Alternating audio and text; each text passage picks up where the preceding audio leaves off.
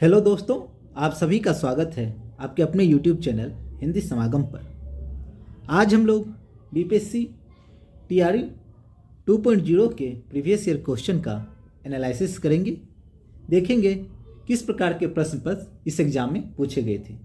यह एग्ज़ाम जो दिनांक 15 दिसंबर 2023 को हुआ था, उसके क्लास 11 और 12 के पीजीटी हिंदी के प्रश्न पत्र को हम लोग पूरी बारीकी से अध्ययन करेंगे और देखें किस प्रश्नों को वो महत्व दे रहे हैं, कहाँ से पूछे जा रहे हैं, कैसा प्रश्नों का स्तर है। तो सबसे पहले चले हम लोग जान लेते कि इस प्रश्न पत्र में किस तरह के पैटर्न था प्रश्नों का। तो सबसे पहले आपको इसके लिए जो टाइम एलोटेड किया गया है वो आपको 2.5 घंटे का एग्ज़ाम होगा और जो मैक्सिमम मार्क्स होंगे 150 और क्वेश्चन भी कुल 150 होंगे। अर्थात हर एक क्वेश्चन के लिए 1 मार्क्स होगा, आपको कोई नेगेटिव मार्किंग भी नहीं होगा।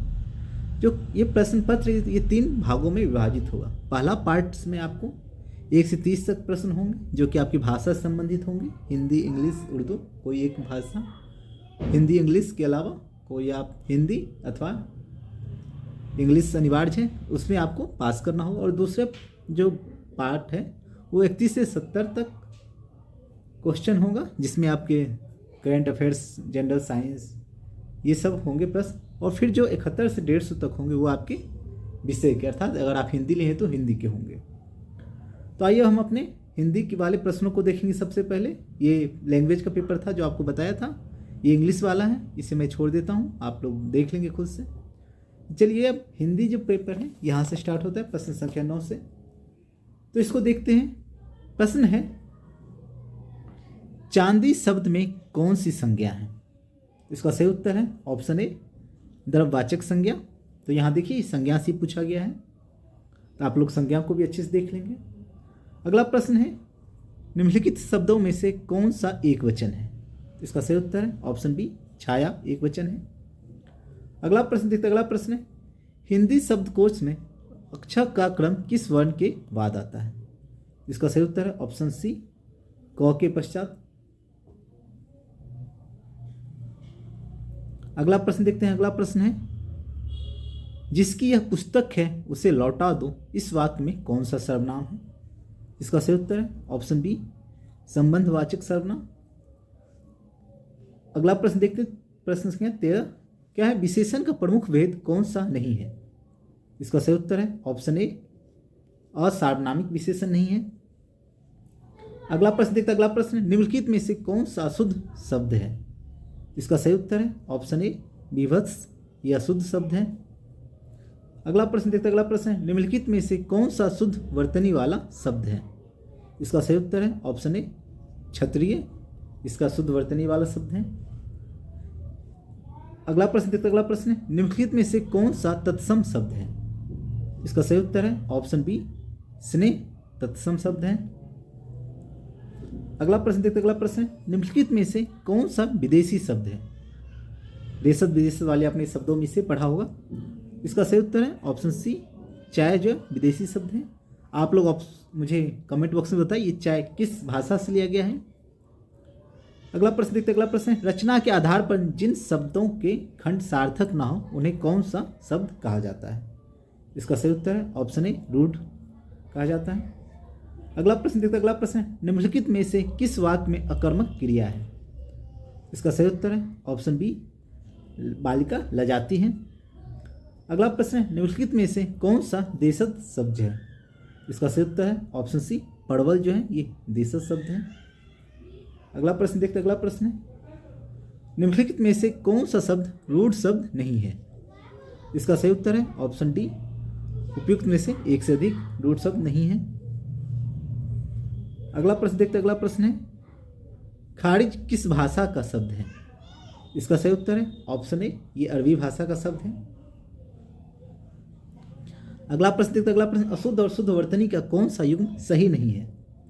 इसका सही उत्तर है ऑप्शन ई, उपयुक्त में से एक से, उपयुक्त में से कोई नहीं, इसका सही उत्तर है। अगला प्रश्न देखते हैं। अगला प्रश्न है, उसका भविष्य उज्ज्वल है, इस वाक्य में रेखांकित शब्द की शुद्ध वर्तनी कौन सी है? इसका सही उत्तर है ऑप्शन ए, उज्ज्वल।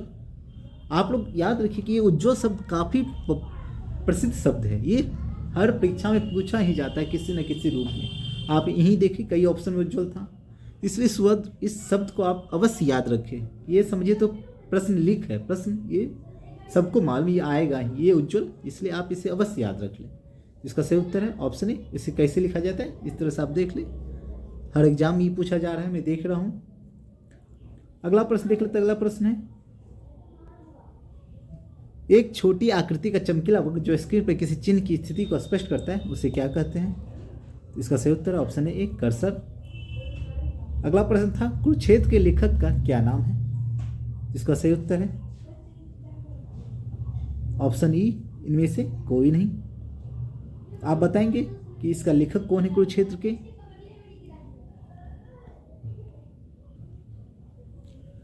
अगला प्रश्न देखते। अगला प्रश्न है, जसोदा हरि पालने झुलावे, हलरावे दुलराई मल्लावे, जोई सोई कछु गावे। उक्त पंक्तियों में कौन सा रस है? इसका सही उत्तर है ऑप्शन सी वात्सल रस, क्योंकि इसमें जसोदा और कृष्ण के बीच के जो मातृ वाला प्रेम है उसको यहाँ दिखाया गया है। अगला प्रश्न देखते। अगला प्रश्न है, हिंदी भाषा के उद्भव का काल माना जाता है। इसका सही उत्तर है ऑप्शन सी 1000 ईस्वी। अगला प्रश्न देखते। अगला प्रश्न है, भारतीय काव्य शास्त्र में समाशील, गंभीर, स्थिरचित्त, स्वाभिमानी एवं दृढ़ प्रत्येक नायक को क्या कहा जाता है? इसका सही उत्तर है ऑप्शन बी धीरोदात्त नायक। राम की शक्ति पूजा में भी राम को एक धीरोदात्त नायक रूप में दिखाया गया है, जिसके अंदर समाशीलता है, गंभीरता है, स्थिरचित्त है और स्वाभिमानी है, दृढ़ प्रतिज्ञ भी। अर्थात वो अपने जब उसके सामने कोई गंभीर समस्या आता है तो विचलित नहीं होता है, बल्कि उसका अपने धैर्यता के साथ सामना करता है, तो उसे धीरोदात्त नायक कहलाता है वो। अगला प्रश्न देखते हैं। अगला प्रश्न है, जिन शब्दों पर लिंग वचन कारक का कोई प्रभाव न पड़े वे कहलाते हैं। इसका सही उत्तर है ऑप्शन सी अविकारी शब्द कहलाते हैं। ये फिर आपके जनरल स्टडी के पेपर हो जाए हैं, तो इसको आप लोग कर लेंगे। अगर बोलेंगे तो मैं इसे भी करवा दूंगा, लेकिन चलिए अभी पहले अपने हिंदी के पेपर को देखते हैं। तो ये थे आपके, वही देख लीजिए, इसे मैथ साइंस, ये ट्रेकोमा वाले साइंस से पेपर आ रहे हैं, तो इन सबों को भी आप देख लें, क्योंकि ये भी बहुत इंपॉर्टेंट होता है आपके परीक्षा को आपको पास कराने में। तो अब आइए अपने प्रश्न को ही देख लेते हैं। करंट अफेयर भी पूछे जा रहे हैं, ये देख लीजिए आप, जो कि नए नए करंट अफेयर्स आए थे उस समय के। तो हम लोग अब सीधे चलते हैं अपने प्रश्न, जो कि होंगे शायद 71 से स्टार्ट है। ये हम लोग के पीजीटी क्लास 11 से 12 के पार्ट 3 का हिंदी पेपर स्टार्ट हो गया है। तो प्रश्न देखते हैं हम लोग। प्रश्न है, निम्नलिखित में से कौन सी सिद्धों की वाणियों की भाषा है? इसका सही उत्तर है ऑप्शन बी संध्या भाषा। अगला प्रश्न, इनमें से कौन आदिकाल के कवि हैं? इसका सही उत्तर है ऑप्शन बी उपयुक्त में से कोई नहीं, ये सभी भक्ति काल के कवि हैं। अगला प्रश्न, इनमें से कौन आकाशदीप कहानी के रचयिता हैं? इसका सही उत्तर है ऑप्शन ए जयशंकर प्रसाद, जो कि हम काफ़ी महान लेखक रहे हैं। अगला प्रश्न, इनमें से कौन लॉर्ड कर्जन के शासन पर करारे आघात करने वाले लेखक हैं? इसका सही उत्तर है ऑप्शन सी बाल मुकुंद गुप्त। आप देख रहे हैं किस तरह के प्रश्नों की चयन किया जा रहा है, तो आप उसी अनुसार अपनी पढ़ाई को भी बनाए रखें, ताकि आपको टीआरई जो आने वाले हैं उसमें आपको मदद मिल सके। तो ये अगला प्रश्न है, इन सिद्ध कवियों में से कौन सा सर्वप्रथम माने जाते हैं? इसका सही उत्तर है ऑप्शन सी सरहपा। आप मुझे ये बता सकते हैं कि सरहपा को सिद्ध कवियों में सर्वप्रथम किसने माना है? तो आप कमेंट बॉक्स में लिखें, ताकि आपका भी जो ज्ञान वर्धन हो सके, इसी माध्यम से आप अपने चीज़ों को भी याद कर सकें। अगला प्रश्न, इनमें से कौन राम काव्य परंपरा के कवि हैं? इसका सही उत्तर है ऑप्शन डी उपयुक्त में से एक से अधिक। अगला प्रश्न है, निम्नलिखित में से कौन सी अज्ञे विचरित कहानी है? तो इसका सही उत्तर है ऑप्शन बी विपथगा। अगला प्रश्न देखते। अगला प्रश्न, इनमें से विद्यापति के पिता का नाम क्या है? देख रहे हैं ये कहाँ से आ जा रहा है ये प्रश्न, तो लेखक या कवि के जीवन परिचय से ये प्रश्न पूछा गया, तो आप उन्हें भी ध्यान रखें। आप किसी भी लेखक के जीवन परिचय को अच्छे से पढ़ें, क्योंकि ये प्रश्न उन्हीं से पूछा गया है। इसका सही उत्तर है ऑप्शन ई इनमें से कोई नहीं है। तो आप कमेंट बॉक्स में जरूर बताएं कि विद्यापति के पिता का नाम क्या था। अगला प्रश्न है, रोबहूँ सब मिलके आबहूँ भारत आई, हाँ हाँ भारत दुर्दशाना देखी जाए। इनमें से कौन उपयुक्त पंक्ति के रचयिता हैं? इसका सही उत्तर है ऑप्शन ए भारतेंदु हरिश्चंद्र। आप बता सकते हैं कि ये पंक्ति कहाँ लिखी गई है, किस रचना में लिखी गई है, तो वो भी बताएं। अगला प्रश्न है, निम्नलिखित में से कौन सा प्रतीकात्मक नाटक है? इसका सही उत्तर है ऑप्शन ई उपयुक्त में से कोई नहीं। अगला प्रश्न देखते हैं। अगला प्रश्न, इनमें से कौन मिर्जा राजा जयसिंह के आश्रय में रहने वाले कवि हैं? इसका सही उत्तर है ऑप्शन बी बिहारी। आपने देखा ये प्रश्न इस बार स्टेट में भी पूछा गया था, तो देख रहे हैं प्रीवियस ईयर क्वेश्चन से कितने क्वेश्चन हूबहू पूछ लिए जाते हैं। इसलिए प्रीवियस ईयर क्वेश्चन करना आपको बहुत ही अत्यंत ही महत्वपूर्ण है, क्योंकि कुछ क्वेश्चन तो रिपीट पूरे हूबहू उतार ही लिए जा रहे हैं। आप देख रहे हैं कई सारे क्वेश्चन को। अगला प्रश्न देखते हैं। अगला प्रश्न है, निम्नलिखित में से जगनिक किस काल के कवि हैं? इसका सही उत्तर है ऑप्शन सी, ये आदिकाल के कवि हैं। अगला प्रश्न देखते हैं। अगला प्रश्न है, बीती विभाड़ी जागरी अंबर पनघट में डुबो रही तारा घट उषा नागरी, इनमें से कौन सी उपयुक्त पंक्तियों के रचयिता हैं? इसका सही उत्तर है ऑप्शन बी जयशंकर प्रसाद। अगला प्रश्न देखते हैं। अगला प्रश्न है, इनमें से कौन भारत भारती काव्य के रचयिता हैं? इसका सही उत्तर ऑप्शन ई उपयुक्त में से कोई नहीं। अगला प्रश्न, इनमें से कौन गौ घाट पर निवास करने वाले कवि हैं? इसका सही उत्तर है ऑप्शन बी सूरदास। अगला प्रश्न देखते हैं। अगला प्रश्न है, इनमें से कौन नाथ पंथ से संबंधित कवि हैं? इसका सही उत्तर है ऑप्शन डी उपयुक्त में से एक से अधिक। अगला प्रश्न देखते हैं। अगला प्रश्न, इनमें से कौन अकविता आंदोलन से संबंधित कवि हैं? इसका सही उत्तर है ऑप्शन डी उपयुक्त में से एक से अधिक। अगला प्रश्न, इनमें से कौन अष्टछाप के संस्थापक हैं? इसका सही उत्तर है ऑप्शन बी विट्ठलनाथ। ये भी महत्वपूर्ण प्रश्न होते हैं, अवश्य याद रखें, हर एग्जाम में पूछा जा रहा है आजकल। अगला प्रश्न, इनमें से कौन प्रयोगवादी कवि हैं? इसका सही उत्तर है ऑप्शन ए अज्ञेय। अज्ञेय की आपको एक दो प्रमुख रचना कमेंट बॉक्स में जरूर लिखें। अगला प्रश्न है, निम्नलिखित में से कौन सा फणीश्वरनाथ रेणु विचरित उपन्यास है? इसका सही उत्तर है ऑप्शन बी प्रश्न था निम्नलिखित में से कौन सा फणीश्वरनाथ रेणु विचलित उपन्यास है? तो इसका सही उत्तर होगा ऑप्शन डी उपयुक्त में से एक से अधिक। ये महिला आंचल और प्रति परिकथा भी रेणु के द्वारा लिखा गया है। तो आप ये बताइए कि तितली का रचना किसने किया है? तो 90 का ऑप्शन था ऑप्शन डी इसका सही उत्तर है। अगला प्रश्न देखते हैं। अगला प्रश्न जो आपके गद्यांश से है कि आपको कुछ गद्यांश दिए गए होंगे, उसे आपको पढ़ना होगा, फिर उसके ऊपर जो प्रश्न पूछे गए हैं तो आपको उसका जवाब देना होगा। तो आप गद्यांश पढ़ भी सकते हैं, तो मैं आपको पढ़ भी देता हूँ। तो गद्यांश है, साहित्योन्नति के साधनों में पुस्तकालयों का स्थान अत्यंत महत्वपूर्ण है। इनके द्वारा साहित्य के जीवन की रक्षा, पुष्टि और अभिवृद्धि होती है। पुस्तकालय सभ्यता के इतिहास का जीता जागता गवाह है। इसी के बल पर वर्तमान भारत को अपने अतीत गौरव पर गर्व है। पुस्तकालय भारत के लिए कोई नई वस्तु नहीं है। लिपि के आविष्कार से आज तक लोग निरंतर पुस्तकों का संग्रह करते रहे हैं। पहले देवालय, विद्यालय और नृपालय इन संग्रहों के प्रमुख स्थान होते थे। इनके अतिरिक्त विद्वजनों ने अपने निजी पुस्तकालय भी होते थे। मुद्रण कला के आविष्कार से पूर्व पुस्तकों का संग्रह करना आजकल की तरह सरल बात नहीं थी। आजकल साधारण स्थिति के पुस्तकालय में जितनी संपत्ति लगती है, उतनी उन दिनों कभी कभी एक पुस्तक की तैयारी में लग जाया करती थी। भारत के पुस्तकालय संसार भर में अपनी सानी नहीं रखते थे। प्राचीन काल से यही स्थिति रही है। चीन, फारस प्रभृति सुदूर स्थित देशों से झुंड की झुंड विद्यानगरी लंबी यात्रा करके भारत आया करते थे। इस ये गद्यांश रहा, इस पर आपको प्रश्न पूछा जाता है। तो आप हमेशा ध्यान रखिए कि जो गद्यांश में लिखा गया हो उसके अनुसार ही उत्तर दे। कभी भी अपने मन का या अपनी जो आपके विचारों में कुछ बसे रहते हैं उसके अनुसार उत्तर ना दे। ये मेरा एक आपको सुझाव है, क्योंकि प्रश्न हमेशा गद्यांश के ऊपर पूछा जाता है, गद्यांश से निकाला जा रहा है। तो प्रश्न है, निम्नलिखित में से कौन सा उपयुक्त गद्यांश का उपयुक्त शीर्षक है?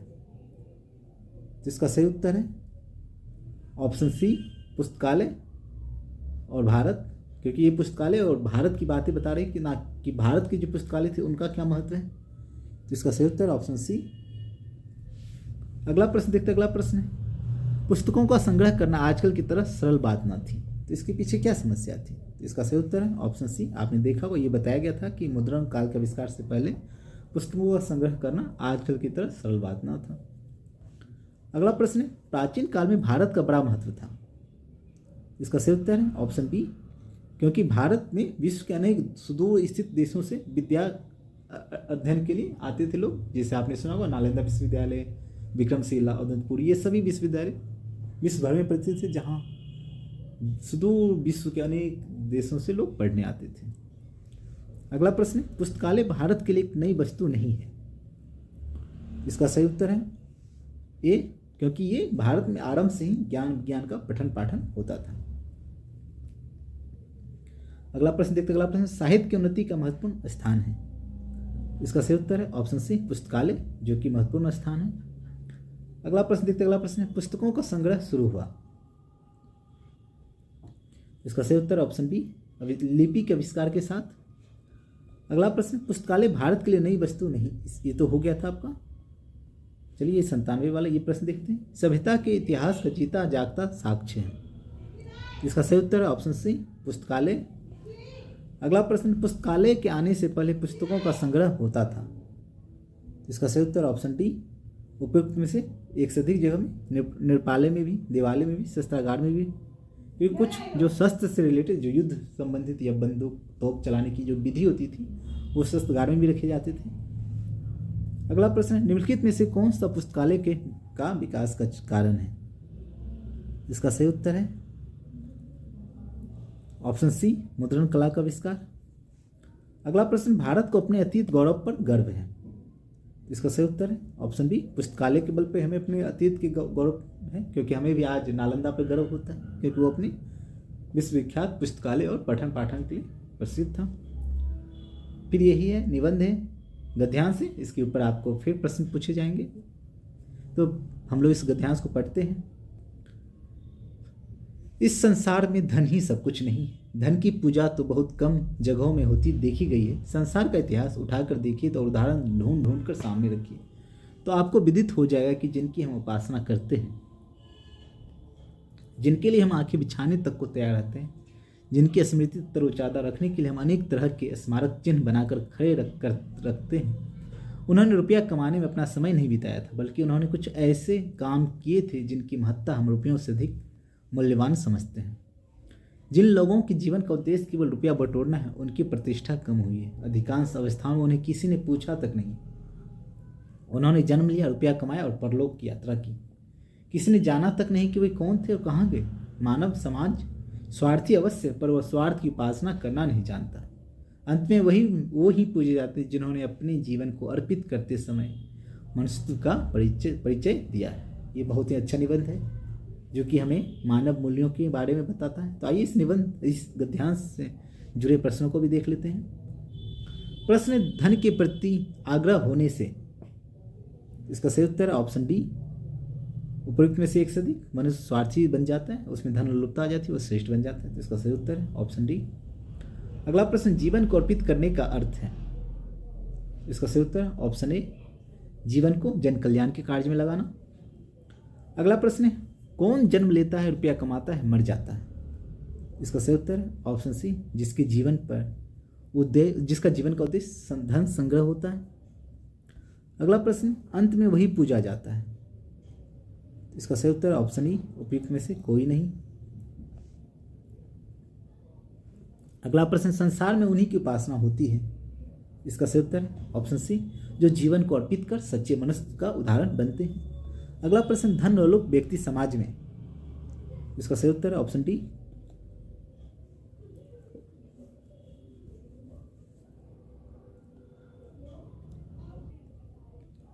अगला प्रश्न देखते, अगला प्रश्न है,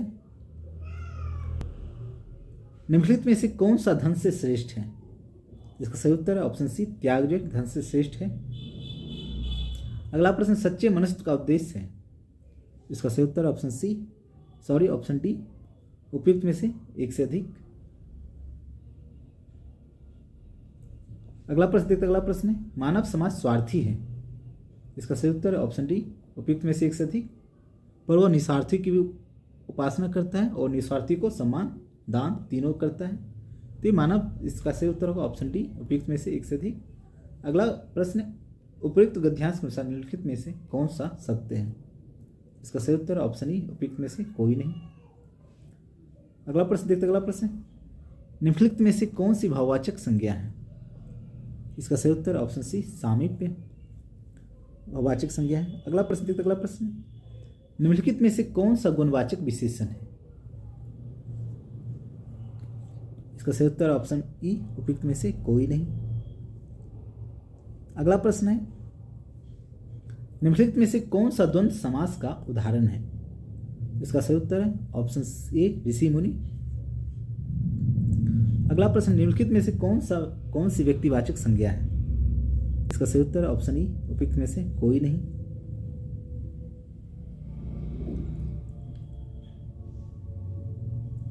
अगला प्रश्न देखते हैं, अगला प्रश्न है,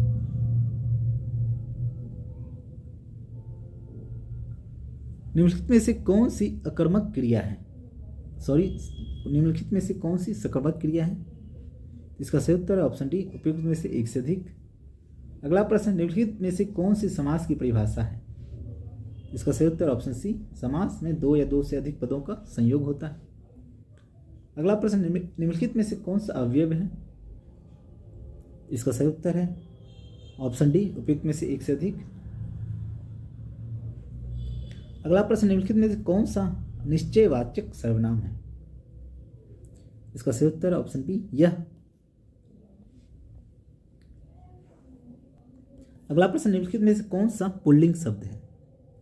इसका सही उत्तर है ऑप्शन सी, स्पर्श पुल्लिंग शब्द है। अगला प्रश्न देखते, अगला प्रश्न, कर्ता कारक निर्णय चिन्ह का प्रयोग नहीं होता। इसका सही उत्तर है ऑप्शन डी, उपयुक्त में से एक से अधिक। अगला प्रश्न, निम्नलिखित में से कौन सा शुद्ध शब्द है?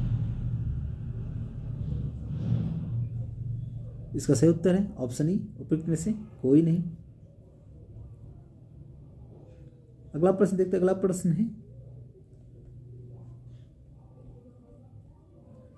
निम्नलिखित में से कौन सी अकर्मक क्रिया है? इसका सही उत्तर है ऑप्शन ए, सोना, यह अकर्मक क्रिया है। अगला प्रश्न देखते, अगला प्रश्न है, निम्नलिखित में से कौन सी संधि की परिभाषा है? इसका सही उत्तर है ऑप्शन ई, एक मिनट। अगला प्रश्न देखते, अगला प्रश्न है, निम्नलिखित में से किसमें कर्ता कारक के ने चिन्ह का प्रयोग होता है? इसका सही उत्तर है ऑप्शन डी, उपयुक्त में से एक से अधिक। अगला प्रश्न है, निम्नलिखित में से कौन सा बहुवचन शब्द है? इसका सही उत्तर है ऑप्शन बी, प्राण। अगला प्रश्न देखते, अगला प्रश्न, निम्नलिखित में से कौन सा क्रिया विशेषण है? इसका सही उत्तर ऑप्शन डी, उपयुक्त में से एक से अधिक। अगला प्रश्न है, निम्नलिखित में से कौन सा दीर्घ स्वर संधि का उदाहरण है? प्रश्न था, निम्नलिखित में से कौन सा दीर्घ स्वर संधि का उदाहरण है? तो इसका सही उत्तर है ऑप्शन ई, उपयुक्त में से कोई नहीं। अगला प्रश्न है, निम्नलिखित में से कौन सा बहुवचन शब्द है? इसका सही उत्तर है ऑप्शन डी। अगला प्रश्न है, निम्नलिखित में से कौन सा शुद्ध शब्द है? तो इसका सही उत्तर है ऑप्शन डी, उपयुक्त में से एक से अधिक। अगला प्रश्न देखते हैं, अगला प्रश्न है, निम्नलिखित में से कौन सी समूहवाचक संज्ञा है? इसका सही उत्तर है ऑप्शन डी, उपयुक्त में से एक से अधिक। अगला प्रश्न है, निम्नलिखित में से कौन सा शुद्ध वाक्य है? इसका सही उत्तर है ऑप्शन सी। अगला प्रश्न देखते हैं, अगला प्रश्न, निम्नलिखित में से कौन सा बहुवचन शब्द है? इसका सही उत्तर है ऑप्शन डी, उपयुक्त में से एक से अधिक। अगला प्रश्न देखते हैं, अगला प्रश्न है, निम्नलिखित में से कौन सा पुल्लिंग शब्द है? इसका सही उत्तर ऑप्शन ई, उपयुक्त में से कोई नहीं। अगला प्रश्न, निम्नलिखित में से कौन सा शुद्ध शब्द है? इसका सही उत्तर है ऑप्शन ए, पूजनीय। अगला प्रश्न देखते हैं, अगला प्रश्न, निम्नलिखित में से कौन सा अवयवी भाव समास का उदाहरण है? इसका सही उत्तर उपयुक्त में से एक से अधिक, ऑप्शन डी। अगला प्रश्न देखते हैं। अगला प्रश्न है, निम्नलिखित में से कौन सा अशुद्ध वाक्य है? इसका सही उत्तर है ऑप्शन ए, कई रेलवे के कर्मचारियों की गिरफ्तारी हुई। अगला प्रश्न देखते हैं। अगला प्रश्न है, निम्नलिखित में से किसमें संप्रदान कारक के चिन्ह का प्रयोग हुआ है? इसका सही उत्तर है ऑप्शन सी, उसने लड़के को मिठाइयाँ दी। अगला प्रश्न देखते हैं। अगला प्रश्न है, निम्नलिखित में से कौन सी जातिवाचक संज्ञा है? इसका सही उत्तर है ऑप्शन सी, नदी। अगला प्रश्न देखते हैं। अगला प्रश्न है,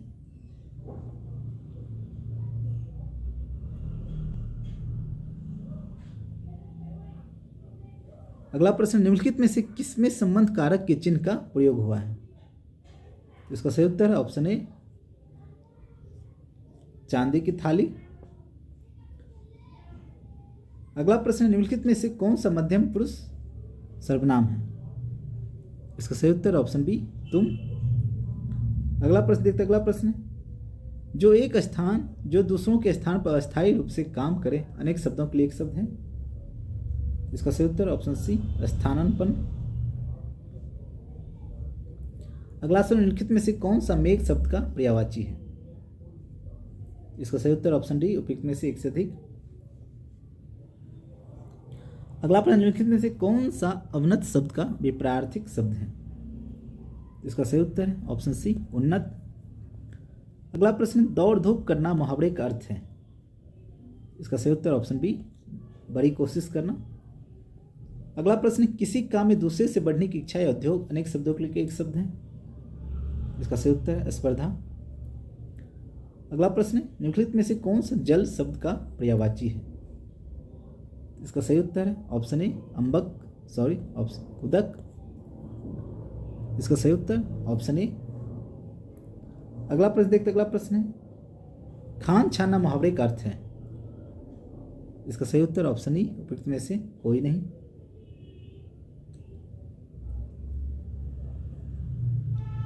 अगला प्रश्न देखते। अगला प्रश्न है, निम्नलिखित में से कौन सा कृत्रिम शब्द का विपरीतार्थक शब्द है? इसका सही उत्तर ऑप्शन बी, प्रकृति। अगला प्रश्न देखते। अगला प्रश्न, चिराग तले अंधेरा लोकोक्ति का अर्थ है। इसका सही उत्तर ऑप्शन ए, अपनी बुराई नहीं दिखती है। अगला प्रश्न, निम्नलिखित में से कौन सा शुष्क शब्द का विपरीतार्थक शब्द है? इसका सही उत्तर ऑप्शन डी, उपयुक्त में से एक से अधिक। तो ये थे कुल 100 प्रश्न, 150 प्रश्न, जिसमें आपको हिंदी के मैंने प्रश्नों को यहाँ करवा दिया है। आप सभी मुझे बताइए, अगर आपको ये परीक्षा देना होता तो आपको इन परीक्षाओं में कितने मार्क्स आते? कमेंट बॉक्स में ज़रूर बताएं। और अगर ये वीडियो पसंद आया हो तो लाइक, कमेंट और सब्सक्राइब कर दें। मिलते हैं किसी नए वीडियो में, तब तक के लिए धन्यवाद। जय।